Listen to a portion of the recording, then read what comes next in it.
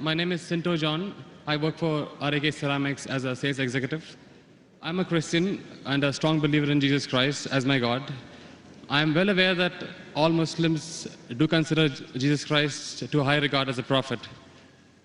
My question is regarding the issue on prohibition of pork in Islam. My first question is, do you consider all the words of Jesus and the miracles performed by Jesus as mentioned in the Bible? And if so, let me explain to you one thing. The premise in which Christians believe that pork or no food is prohibited is from the gospel when Jesus says that whatever comes into you goes out of you, but what comes from your heart is what makes a man pure or impure. So if you consider that, then why do you think, and if you consider Jesus as a prophet, then why do you say that pork is prohibited in Islam? And if not, what do you think Jesus meant by when he said that?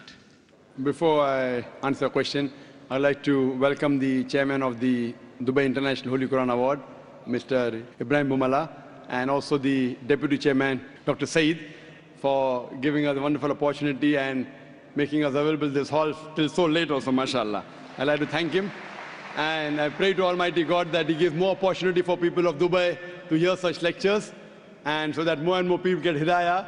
And inshallah, the thawab of the people accepting Islam will also go to the Dubai International Quran Award, inshallah. To Dr. Ibrahim Bumala and also to Sheikh Muhammad, inshallah. The brother asked the question that, do I believe in the miracles of Jesus Christ mentioned in the Bible? Brother, I believe whatever is mentioned in the Bible, if it matches with the Quran, I believe in it. If it goes against the Quran, I disbelieve in it. If it does not go against, does not match, it is ambiguous. Whatever is matching with the Quran, I believe in it. As far as the second part of the question is concerned, that you say regarding the prohibition of pork, it has been nullified because Jesus Christ, peace be upon him, says, whatever comes in to you goes out, and main thing is from your heart. How does this nullify? You fail to realize that means you are not reading the Bible. Jesus Christ, peace be upon him, said in the Gospel of Matthew, chapter number 5, verse number 17 to 20, it says, think not that I have come to destroy the law of the prophets. I have come not to destroy but to fulfill. I have come not to destroy but to fulfill. Whosoever shall break one jot or tittle from the law, he will be called least in the kingdom of heaven. That means you cannot break one jot or tittle from the law. That's what Jesus Christ, peace be upon him, says. Now you pick up another verse and says, what comes into you goes out, what is from your heart, you can have pork. Where does it mean you can have pork?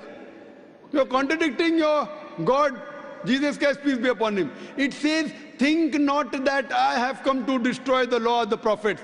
I have come not to destroy but to fulfill. Unless the heavens and the earth pass away, not one jot or tittle can pass away from the law until they are fulfilled.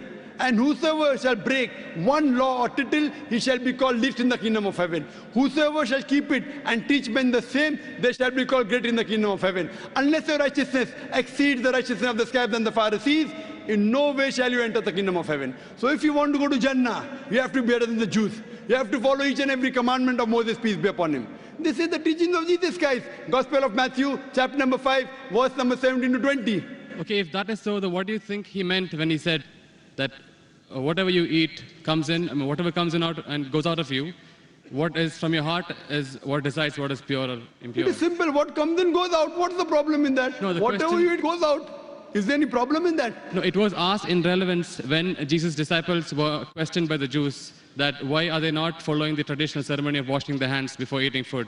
That's when Jesus replied that don't you understand that what you eat doesn't matter if it is pure or impure. What you eat, it goes into you and comes out of you. He didn't say it doesn't matter what you're eating is pure and impure. That's your saying. It's not mentioned in the Bible that way. No, it is mentioned in the Bible that what you Does eat... it say that whether what you're eating is pure or impure doesn't matter? Does it say that? No, it doesn't say. I'm sorry. So please don't put your words in the Bible, please. Fine. But what I'm quoting is verbatim. Fine. You can check up. I'm quoting from my memory. I don't have the Bible in front of me. But you're saying, you're putting your words into the Bible. No, but he definitely said that what you eat comes out of you. Of course, what you eat has to come out. What you eat has to come out. We are human beings. He wouldn't simply state that for, I don't know, for no man's sake. It is simple. What you eat comes out simple. Your heart means it is from your heart. That means your heart should follow the commandment. No, Because what Jesus he- Christ, peace be upon him, said earlier, don't break one jot or tittle. So if your heart is in it, you will not break a single jot or tittle. Simple explanation. Fine, You but don't he have to was- be a doctor of divinity. He was trying to prove the Jews wrong by saying that it is not important. No, not that- at all. He wasn't trying to do that. That's what you think. That's what the church tells you.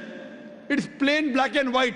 No, Jesus said you cannot break one jot or tittle from the law. So I'm- where is he telling the Jews to break the law of Judaism? He's not telling that. He is not giving any indication for the Jews to break the laws of Judaism. He is telling them to obey.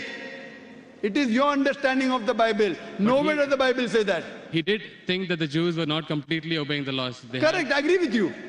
They were not completely obeying because they did not believe in the fulfillment of the Messiah. Because the Jewish scripture says there's a Messiah to come. We Muslims, we believe in it. The Jews don't believe. So he was trying to explain to them, I am the Messiah.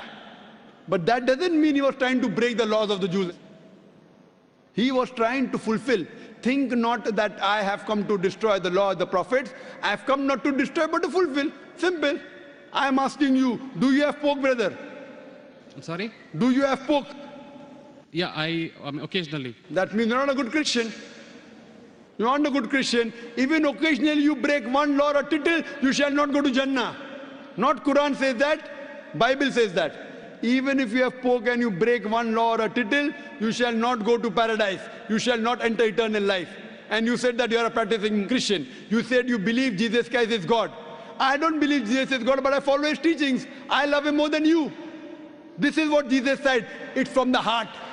This is the explanation of your verse. It's from my heart. I love him. I love Jesus Christ. Peace be upon him. Do you? I don't think so. It is I do. theoretical, not I from do. your heart. Verbally, yes. No, I do, very strongly. So if you strongly believe in Jesus Christ, peace be upon him, why are you disobeying him? Why? Why are you disobeying him? I don't think I am disobeying him until now. But I'm quoting you from the Bible, Gospel of Matthew chapter 5 verse 17. Think not I have come to destroy the Okay. law of the prophets. And Okay. I've given you quotation from Leviticus chapter 11 verse 7 to 8, Deuteronomy chapter 14 verse number 8, Book of Isaiah chapter 65 verse number 2 to 5. References. Okay, if that's the case, in the Old Testament it is said that an eye for an eye, a tooth for a tooth. But what did Jesus Christ say? If somebody slaps you, show him the other side. Now isn't that like a defying of the law? No, Isn't it's that a not correction? defined. I will give you. What you're quoting is references from the Gospel of Matthew chapter number 5 verse number 38. Okay. I will give the quotation. I It don't want the quotation, I want the answer for my question. But first I'll give the quotation reference, then I'll give the answer. Na? Fine, fine. I always give with proof. You believe without proof, you can do that. I'm a man of proof. With references from your scripture. Okay. Gospel of Matthew chapter number 5 verse number 38. It has been said of the old times that an eye for an eye and tooth for a tooth. But I say unto you, whosoever takes a shirt, give him the cloak. Whoever walks with you 1 mile, walk with him twain. Whosoever offers you one cheek, offer him the other. That's it. It doesn't mean that he's going against it. But He's is showing there- it has been said of the old times. But those two laws don't correspond. They are totally different. They're totally against each other. But those things, what Jesus Christ, peace be upon him, said, it's trying to get remedy. People misunderstood. They misunderstood the law. An eye for an eye and tooth for a tooth means there should be justice. That doesn't mean someone by mistake, a child is playing cricket, and if the ball hits the eye, that doesn't mean you break his eye. People misunderstood the message. He was correcting it. Same way how you misunderstood the message that Jesus said had pork. Where did he say have pork? It means that people misunderstood. They are following the law by the letter, not by the spirit. What you have to realize that it means that if by mistake someone is playing cricket and suppose the ball hits the eye, that doesn't mean that you have to take the eye of the boy. So you have to follow the law in the spirit. And you have to see the meaning of it. That's important. That's what Jesus Christ, peace be upon him, tried to explain. I'm asking the question, will you follow Jesus Christ, peace be upon law today? If someone slaps you on one cheek, will you offer the other? There are many people waiting in the queue. Will you do that? I'm sorry? There are many people waiting in the queue. Okay. Will you follow Jesus' law? If someone slaps you, will you offer the other? No, but that is wrong then. According to me, it is wrong. According to you, it is correct, na? You believe Jesus Christ is your God, peace be upon him. Yes. If someone slaps you, will you offer the other? So you can come on the stage here. We'll have many people slapping you. I didn't understand actually. It's not clear. That verse of the Bible also says someone slaps you on one cheek, offer the other. Yeah. Do you believe in that law? I do, yes. So if someone slaps you, will you offer the other cheek? Exactly. If I don't, that means I'm disobeying his laws. That's it. Okay, suppose if I tell that from today, everyone will come and hit you on the cheek. Maybe once or twice you'll offer. Will you offer always? Well, that depends on my depth of the faith. I mean, if I'm really strong believer, then I would definitely offer. Is any Christian worth the name born today who will keep on offering his cheek? I have not met anyone. Do you agree that 30,000 people here, 30,000 slaps, will you take? But believe me, there are really true believers who would. I am asking you, will you leave us as others? Will you? I don't know. That means not a believer. That's I what don't you know is the realize it question. is. I don't know is the Therefore, what answer. we realize that every prophet came and for remedy. Today, Muhammad Sallallahu Alaihi Wasallam has come and he said, depending upon the situation, if it's by mistake, an eye for an eye, tooth for a tooth is wrong. If it is required, sometimes you can offer your cheek, but not always. If you offer the cheek, where is justice? If that way someone kills you, you allow them to kill again. Is this justice? It's not justice at all. Depending upon the situation, you have to keep on changing. Therefore, I say that I believe in the teachings of Jesus Christ, peace be upon him, which match with the Quran. If it doesn't match with the Quran, what I say, it's an interpolation, it's a concoction, it's a fabrication. Because everything written in the Bible is not the word of God. According to scholars of Christianity, they say there are many interpolations in the Bible, there are many concoctions, there are many fabrications. According to Christian journals, they say there are 50,000 errors in the Bible. How many? 50,000. So therefore, I don't consider Bible to be the word of God. There are many unscientific things mentioned in the Bible. If you read the book of Genesis, I can give a lecture only on the contradictions, on unscientific things. I don't consider word of God. Do you consider Bible to be the word of God? Yes. Okay. Now, do in the book of Genesis, chapter number 1, Yes. verse number 16, it says, Almighty God created two lights. The greater light, the sun, to rule the day, the lesser light, the moon, to rule the night. Bible says the light of the moon is its own light. Do you believe in that? The light of the moon is? Is its own light. Do you believe in that? No. That you don't believe in the Bible. Bible says in the book of Genesis, chapter number 1, verse number 14, Almighty God, He created the earth on the third day, created the sun on the fourth day. That means the earth and vegetables came before and sun came later on. Do you know science, brother? I'm sorry? Do you know science? Yes. The Bible says earth came first and then came sun. Is it correct? I don't know. No. Scientifically, is it correct? The earth came first and? Then the sun came. Earth came on the third day, sun came on the fourth day. Is it possible? We know the sun is the parent body in the solar system. All the planets that revolve around the sun, they are the bodies from the sun. You know the Big Bang? Yes. So it is created simultaneously. But the Bible says earth on the third day, along with vegetables, sun on the fourth day. How can the vegetables survive without sunlight? Is it possible? If God can make it that way, why not? But do you believe in that? See what God can do, but will God do something which is wrong? Illogical thing God will do. See, reasoning with God, I don't think it is in our scope. It is beyond our scope. It is not in your scope, but in the scope of human beings like me. God has to be logical. You can't be illogical.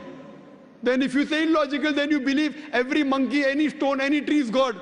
But what What our brothers in India do, everything is God for them. And then you say, don't argue with God, don't reason with God. So then you start worshipping the stone also. Brother, you can't be illogical. Seek ye the truth shall free you.